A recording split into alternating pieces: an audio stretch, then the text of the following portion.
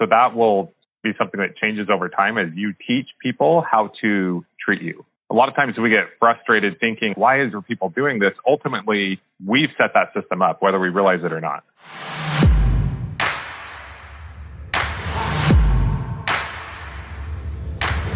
I love systems. I love creating businesses that will work for me regardless of if I'm at the gym, coaching my kids' sports team, or on a 9-month trip with my family around the world. In our last episode, we were able to listen in to a private coaching call that I recently did with my attorney, Greg Nelson. Greg's a super high-level guy, an amazing person, and an incredible attorney. And he's built a really successful law firm. In fact, he's grown so much that he's brought on other team members and associates. But he's still really gotten bogged down in the day-to-day of running his firm, running his business. Recently, Greg started listening to the Millionaire University podcast. And he, just like you, has come to realize that I love systems. I love growing. I love scaling. I love creating something that can work without me. So he reached out to see if I could help him out. Greg has helped me out so much over the last couple months that I was more than willing to hop on these calls with him and talk through some things. We just had our second call yesterday, and I reached out to Greg, and he gave me the go-ahead to share this one as well. In a lot of the episodes, we talk about things conceptually, how you could and how you should run a business. But I love calls like this because we're really able to get down into the weeds on real life scenarios, real life situations. So listen to this call and see how you can improve your business and your life. What are the things that you can do that'll help you reach your goals and take things to that next level? Enjoy. Aloha. You got it down. You got it. I know. I was asleep last week. No, how's life out there? I do the same thing. It's so great, man. We're loving it. Are you going to leave when your time comes? I can't remember where's next. Is Bali next? Yeah. We'll be here another week, and then we go to Oahu for 10 days, and then we go to Bali. Sweet. I appreciate, again, you taking some time to talk through things. So what I was going to do today is kind of report back and then tell you one specific question I've been thinking about on my mind, if that works for you. This last week, I made a focus.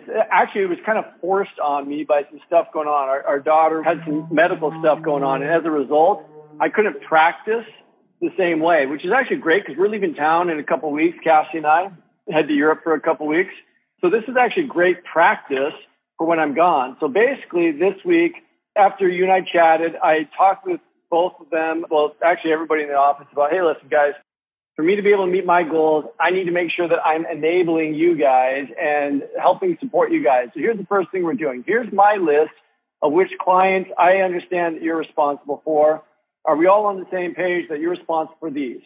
Okay, great. And then I said, okay, so having done that, what I want to do is make sure and empower you guys. So from now on, I'm just forwarding emails to you guys.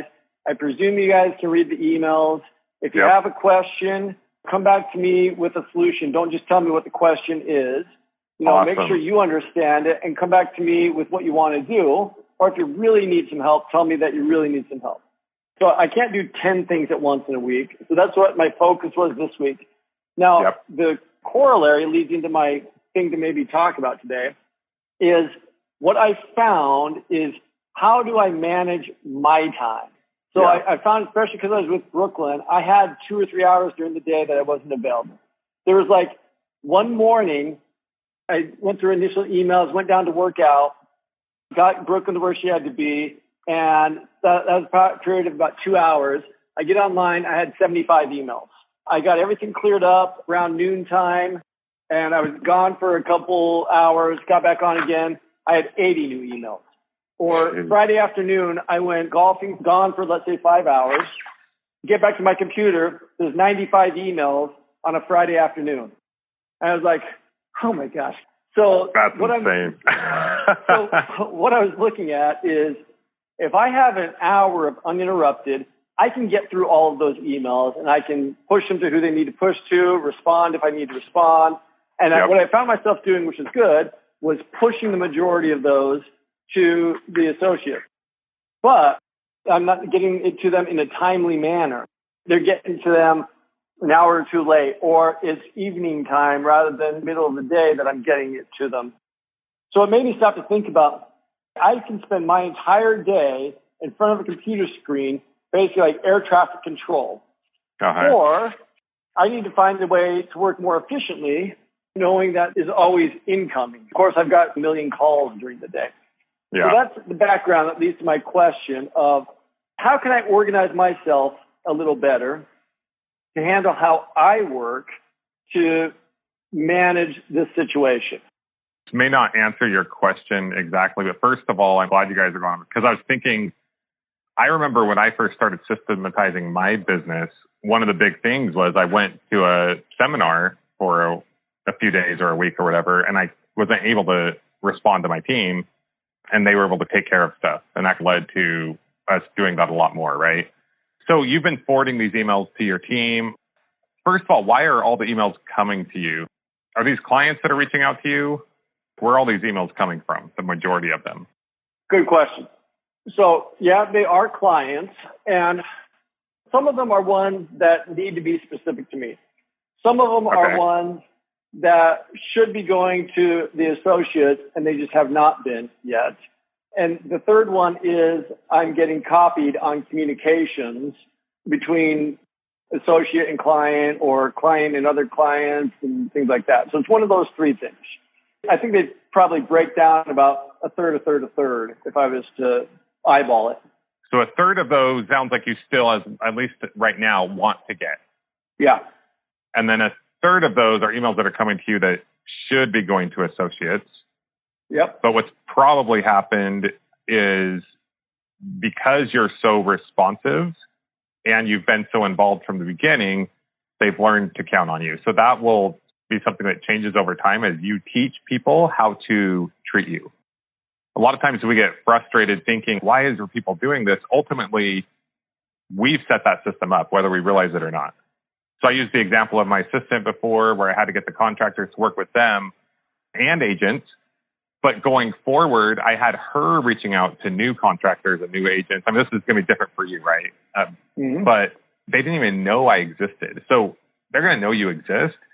But it's very important. Every time you get a new client, you want to have a process and system to where you make the rules. And a lot of times we have to believe our own rules. If we don't believe our own rules, other people won't believe our own rules. But you make the rules. So I assume when you get a new client, do they typically reach out to you directly, like someone referred them to you? How does that happen? Yeah. Okay. Yeah. So for me, for example, when I reached out, I didn't know what to expect. I assume you do something similar with all your clients. And you kind of did it. You're like, hey, let's get Greg on. So Greg, that was good. Greg was on from the beginning. But you could basically say, okay, cool, this is how we operate. I have some amazing attorneys that work with my law firm. Greg is a stud. He's going to absolutely help you kill it with this situation you have. Let me introduce him to you, just via text or email, whatever. I'll make an introduction. Maybe we do a quick call with Greg and you. I don't know. But I would, as soon as possible, let Greg start getting to know me, getting to know my situation. And then you only get involved if and as and when your associates have questions. And let me ask you this. How often do you think they would have questions? How much help do you think they would need from you in most of these cases versus being able to handle it on their own?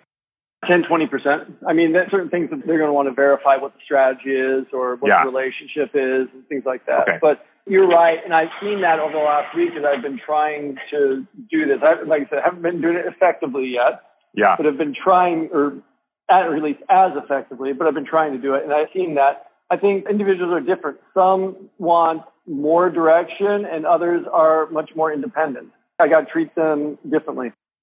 The client or your associates? Probably both. But I was thinking about associates when I was saying. But it's a matter of teaching both of them and training both of them to do more on their own. And they will be able to do more on their own. Like I said, Vanessa was not even, sometimes even her emails were poorly worded, but it's good enough. You have highly educated people working for you that can handle a lot. I was telling Tara this.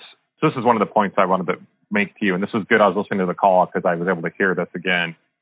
You are probably the second most responsive person I've ever met. First being this lady who was insanely responsive, which I like working with her for that reason. But I could text you or email you on a Friday night, not expecting or even hoping to not get a response until like Monday. And within minutes, you'll be responding. As a client, I love that, but it also, like, it made me a lot of times not reach out because Greg is, whatever he's doing, he's going to stop what he's doing and he's going to respond to this. So sure, the clients like that. It probably helped you get to where you are in life, why you got as successful as you are, but it's not going to get you where you want to go. Mm-hmm. So first off, I would say, I would assume I didn't need as quick of responses in, I don't think, any of the situations as you gave. Do I like and appreciate that? Yes. But I don't know that you need to be as responsive as you currently are. Because what happens is when you respond to emails, I will intentionally, unless there's certain emails that I get that I do want to respond to pretty quickly. But most emails, what I found, and it's probably been about 10 years since I've been doing this, I didn't always do this. What used to happen is I would respond to an email and then I get another email back. And then I'll respond to that email, I get another email back. Could have been one or two emails or someone figuring something out on their own. Ended up being 10 to 20 emails.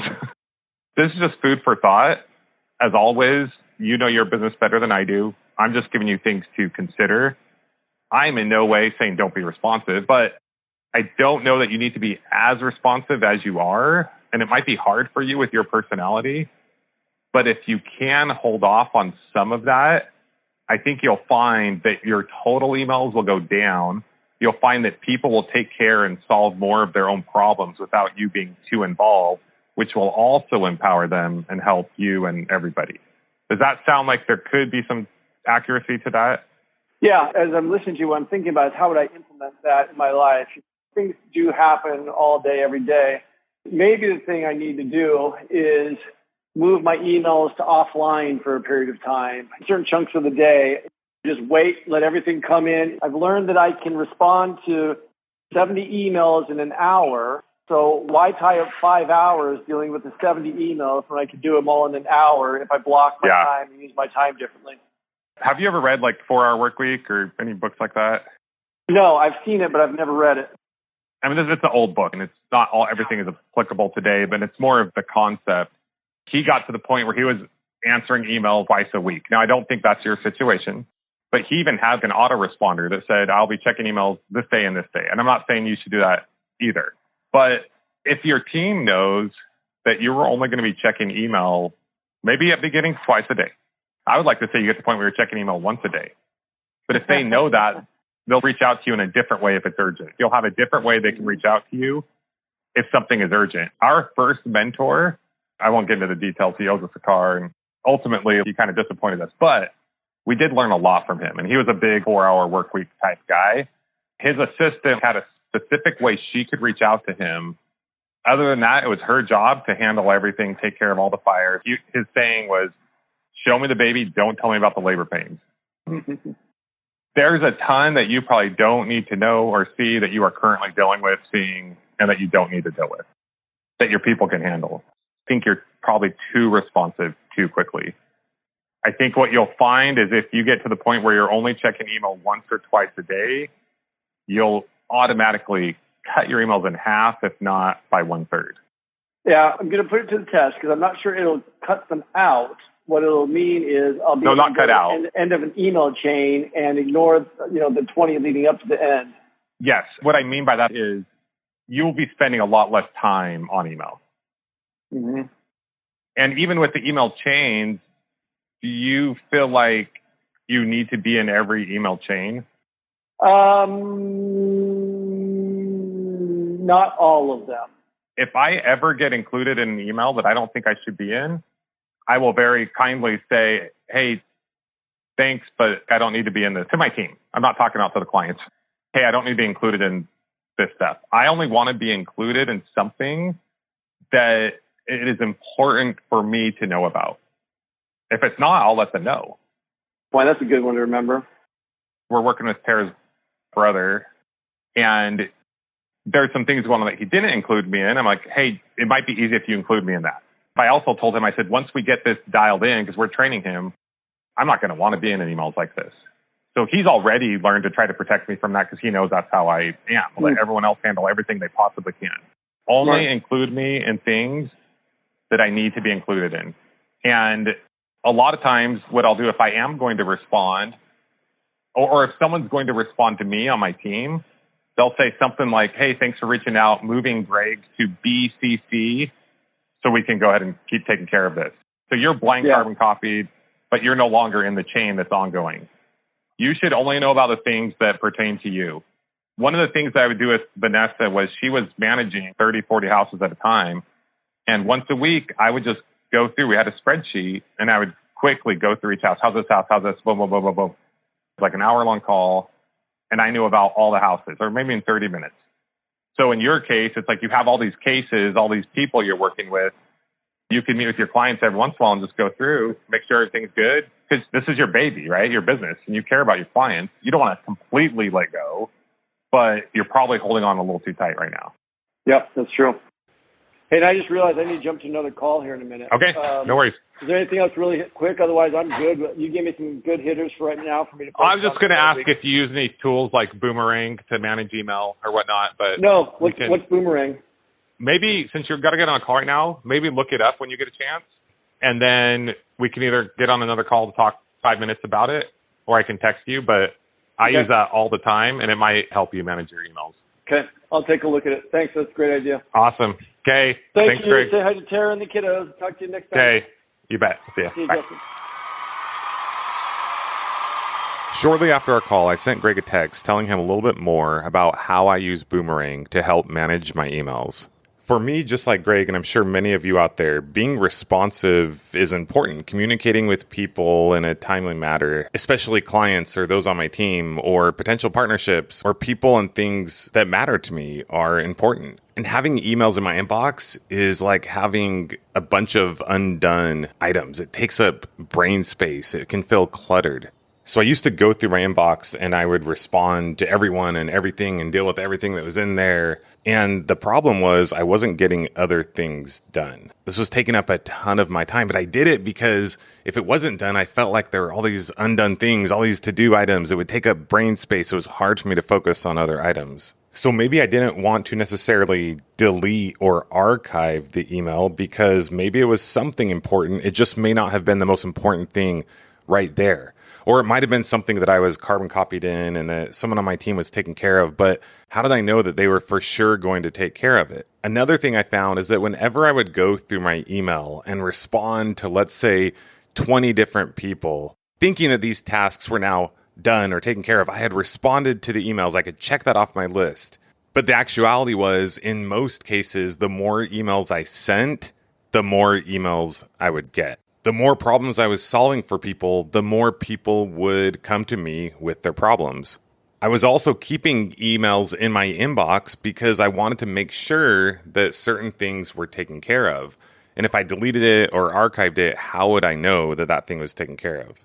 But when I discovered Boomerang, this all changed. Now, I know that this feels like a commercial for Boomerang. I don't have any kind of relationship with Boomerang or anything like that. Also, I need to note that I realized and remembered that Boomerang is an app for Gmail. I have not studied other apps for other email service providers out there, but I'm sure very similar apps do exist. But what Boomerang does is it allows me to literally boomerang, if you will, any message at any given time. All I do is I put in when I want the message to come back to me, and Boomerang will send it back to me at that time. So for instance, if I get an email that I think is interesting and I want to check out, but I don't have the time in that moment, and I don't want 20 emails in my inbox, cluttering up my inbox and me seeing, oh, I got this, okay, where am I at? It just is, it feels like a big long list of to-dos that need to get done, and maybe some of them are more urgent than others. So all I'll do is I'll boomerang it maybe in a couple days, maybe tomorrow, maybe the next day, depending on the urgency and how bad I want to see it again, maybe a week, maybe a month, sometimes several months. Now, sometimes I'll boomerang an email thinking, oh, I've got to check out this email, but I have to do it later. I don't have the time right now. And then it'll come back. I'm like, oh, it's still not important. So I'll either boomerang it again or I'll delete it. And then eventually I either delete it or I check it out when I have the time, the capacity, and when it makes sense, when I'm able to. I've also found, and this is a little trick that I discovered probably about 10 years ago. I kind of mentioned this to Greg, but depending on the person and the situation, I found in many cases, the longer it takes me to respond, ultimately, the less people reach out to me. So in some instances, like I mentioned, I want to be incredibly responsive.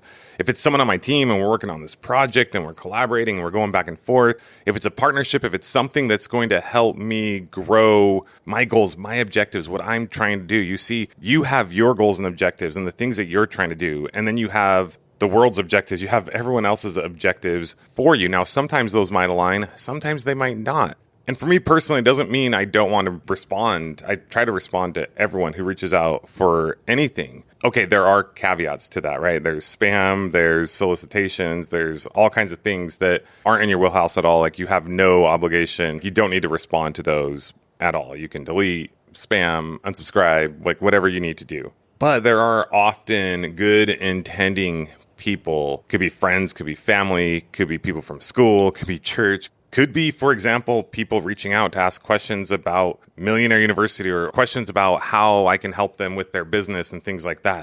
And a lot of times these are people that I want to help, things that I want to do, things that I want to address, but I just might not have time to do it in that moment. So those things I will boomerang.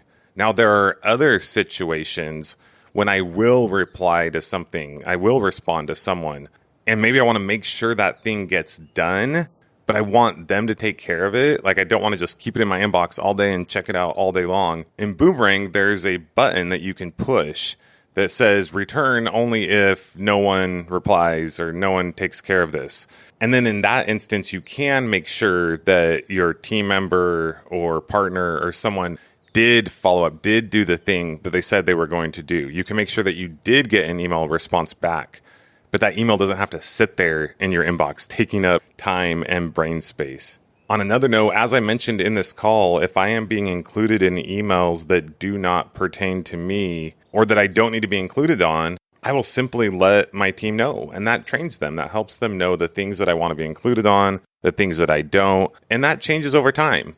At the beginning, sometimes I want to be included on certain things as someone's getting trained or I'm making sure that I like how they're handling the situations. But then over time, there might be situations where I'm like, okay, you got this. You take care of it. Reach out if and when you need something. And when you reach out, always reach out with a solution, never a problem. Maybe there was a problem, but you did all the research on it. You figured it out. You came up with some solutions. You came to me. You just wanted to confirm, hey, this is the situation. This is what I looked into. This is what I think we should do and how we should proceed. Or we can do this or this. I'm thinking this, and I can say go. Or I can give just a little bit of feedback, and we can move forward. So I know we kind of got a little into the weeds on email, but this isn't necessarily just about email. It's about managing and protecting your time, your most valuable resource. It's about taking control of your life. It's about you making the rules and then following those rules and teaching them to other people. You are the creator of your game. What happens where you go in your life, how the game is played, the rules that are made are up to you. You can play them any way you want. Yesterday around 2:00, after finishing up school and work for the day, my family and I went to this little hidden secret local spot here on the Big Island called Narnia. I first went to Narnia 6 years ago with a couple of my brothers and cousins on a guys trip we took here to the Big Island. We knew someone here locally and he took us. He said, this is my favorite spot. I love going here. Now I knew this place was hard to find and was secluded, but I really wanted to take my family. And it was a pretty good hiking as well, and I wasn't sure if they'd be up for it, but I did my best to try and figure out how to get there. I reached out to my cousin and he gave me general directions and we went for it. The memories that we made just last night while cliff jumping, sliding down rock slides, swimming to and under waterfalls, just with my family, we were the only ones there, will last forever. Now, I am in no way saying that you need to go to Narnia or go on a 9-month trip around the world to find happiness and be connected with your family. I hope that's not what you take away from this. You would be completely missing the point. What I am saying is play the game you want to play. Play it in the way you want to play. Go all in. Be all in. I'll be honest, there was a moment right before we were about to leave when I was working on this podcast, and there was a part of me that was like, oh, I gotta finish this before I gotta do this thing. And I just had this moment of clarity when I was like, why have you done and why are you doing all the things that you're doing? And the truth is, there are all kinds of reasons, but none of those surpass my desire to have the connection and love with the people I care most about in my life, specifically my family. So we went, and getting there was not easy. But once we were there, it was just us. Away from the world, away from everyone, away from everything, away from technology. And it's something we'll treasure for the rest of our lives. And those experiences, those connections, they build off each other. And it's those moments in life that you look back on and it makes everything else worth it, worth the journey. And it makes you realize the journey itself was amazing and made that moment all the better. So what's the journey you want to take? What's the game you want to play? Decide where you want to go and figure out how you're going to get there. What are your rules? No one else can decide for you. It's your game. You can't blame anyone else for the game you're playing or the rules you're playing by. Now, I realize I'm using multiple metaphors here, but I think you get the point. And what's interesting about today's lesson is we're kind of talking about big picture, like what do you want out of life? What's the game you want to play? Where's the place you want to go? How are you going to get there? And then we talked about things like in the weeds, like email. How are you managing your email? How are you managing the way you communicate with people? How are you managing the people you allow to communicate with you, and in what way? The only way other people in your life can follow the rules of your game is if they know those rules. Now, you don't need to explain these rules to everyone, and actions speak louder than rules. I played football both in high school and college, and just because there's a rule doesn't mean that rule is followed. For example, those dang offensive linemen, they'll hold you as much as they can unless the referee calls it out. Only then they might start to kind of lay off the holding. So if you're telling your team or whoever it is in your life to come to you with solutions and not just problems, but when they do come to you with problems, you're still solving everything for them, that's going to continue. So make your rules, but then follow your rules. And it's okay if they adapt over time. That's part of the game. That's the cool part about the game. You make the rules, you get to change the rules in the way that works best for you. So my question to you is, where are you going? What game are you playing? What rules have you made or are you going to make over time to get to that destination? To make sure you're playing the game you want to play, to make sure you're playing all out. Are you clear on the game you're playing? Can you state it in a few sentences? For me, I want to create a movement that helps people change the way they think about education. I want to help millions of people find more fulfillment, passion, freedom in life by helping empower them with the knowledge, tools, resources, and network to help them reach their financial and life goals. I want to create $1 billion company over the next 10 years and do it in a way that it can ultimately operate without my involvement. I want to do all of this while living an epic life, focused on the relationship with my wife, my kids, my family, God, and making my physical health a priority. Those are my non-negotiables. Without that, none of the other stuff matters to me. So once again, make sure you know the game you're playing. Make sure you know the destination that you want to head to, and you're doing the things to get there. And while the journey is actually more important than the destination, if you don't have a destination, then the journey isn't nearly as meaningful. Often you're just wandering and not sure where you're going. So knowing where you want to go is important, and then enjoy the journey. The outcome of the game doesn't matter as much as it does how you play the game, and that you're playing to win. And I'm not talking about by taking advantage of or hurting others, but by the rules that you create. All right, let's wrap this lesson up. In summary, no one can tell you how to play your game. No one can tell you the exact destination of where you want to go or exactly how to get there. That's up to you. Get clear on it, and then as you take action, as you move forward, you'll get more information, and you can change and adapt as you go. I believe in you. Tara believes in you. Brian, Tyson, Brogan, the entire MU team believe in you. Believe in yourself. You got this. It's up to you, but we're here to help and support you along your way. So figure out where it is that you want to go and start taking the effective action today to get you there. On another note, Brian has started to help us send out more regular information and communication via email. We have a lot of exciting things planned and coming up, so be sure to go to millionaireuniversity.com and subscribe to the Millionaire University email list so we can keep you updated on all the amazing happenings here at MU HQ, which for us, I guess, is technically all over the place. All right, that's a wrap. Get out there, take some action, make some things happen. You got one life to live, so live it. Until next time, this is Justin Williams, your Chief Money-Making Officer and Millionaire Mentor, signing off from Hilo, the Big Island, Hawaii. Until next time, class dismissed.